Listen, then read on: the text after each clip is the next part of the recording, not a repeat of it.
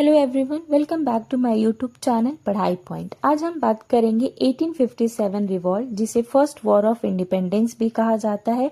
इस वीडियो में हम जानेंगे कि 1857 की क्रांति क्यों हुई, इसके मुख्य कारण क्या थे, इसके प्रमुख नेता कौन थे और इसका भारत के इतिहास पे क्या इम्पैक्ट पड़ा। वीडियो के एंड में आपके लिए इंपॉर्टेंट बाइलिंगुअल एमसीक्यूज भी होंगे जो स्कूल एग्जाम्स और कॉम्पिटिटिव एग्जाम्स दोनों के लिए बहुत यूजफुल है। So let's get started. Students, look at the image carefully. It explains the complete story of the revolt of 1857. First of all, let's know what the revolt of 1857 was. सबसे पहले जानते हैं कि 1857 का विद्रोह क्या था।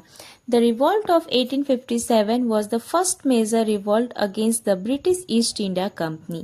1857 का विद्रोह ब्रिटिश ईस्ट इंडिया कंपनी के खिलाफ पहला बड़ा विद्रोह था। It started on 10 May 1857 from Meerut. इसकी शुरुआत 10 मई 1857 को मेरठ से हुई थी। Now look at the map in the image. From Meerut, the revolt spread to Delhi, Kanpur, Lucknow, Jhansi, Bihar and Gwalior. यह विद्रोह मेरठ, दिल्ली, कानपुर, ग्वालियर तक फैल गया। Now let's understand why this revolt happened. अब हम समझते हैं कि यह विद्रोह क्यों हुआ। The British followed many unfair policies. They captured Indian kingdoms, collected heavy taxes and treated Indian soldiers unfairly. अंग्रेजों ने कई अन्यायपूर्ण नीतियां अपनाई। उन्होंने भारतीय राज्यों पर कब्जा किया, किसानों से भारी कर वसूला और भारतीय सैनिकों के साथ भेदभाव किया। इस विद्रोह का तत्कालीन कारण एनफील्ड राइफल के कारतूस थे। It was believed that these cartridges were greased with cow and pig fat, which hurt the religious feelings of both Hindus and Muslims. ऐसा माना गया कि इन कारतूसों पर गाय और सुअर की चर्बी लगी थी, जिससे हिंदू और मुस्लिम दोनों की धार्मिक भावनाएं आहत हुई। Now look at the leaders shown in the image. Mangal Pandey inspired the revolt.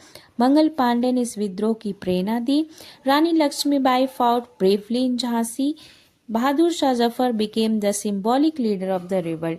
Nana Saheb, Tatya Tope and Kuwar Singh also played an important role in different regions. Although the revolt was suppressed, it changed the history of India. हालांकि यह विद्रोह सफल नहीं हो पाया, लेकिन इसने भारत के इतिहास की दिशा बदल दी। In 1858, the rule of the East India Company ended and India came under the direct rule of the British Crown. 1858 में ईस्ट इंडिया कंपनी का शासन समाप्त हो गया और भारत सीधे ब्रिटिश क्राउन के अधीन आ गया। So students, remember one important point. The revolt of 1857 became the foundation of India's freedom struggle. That is why it is called the first war of independence. 1857 का विद्रोह भारत की स्वतंत्रता संग्राम की मजबूत नींव बना, इसलिए इसे भारत का प्रथम स्वतंत्रता संग्राम कहा जाता। Now let's test your knowledge with some important MCQs. In the next video, we will discuss the important MCQs of this topic. So don't forget to like, share and subscribe to Padhai Point. See you in the next video. Thank you.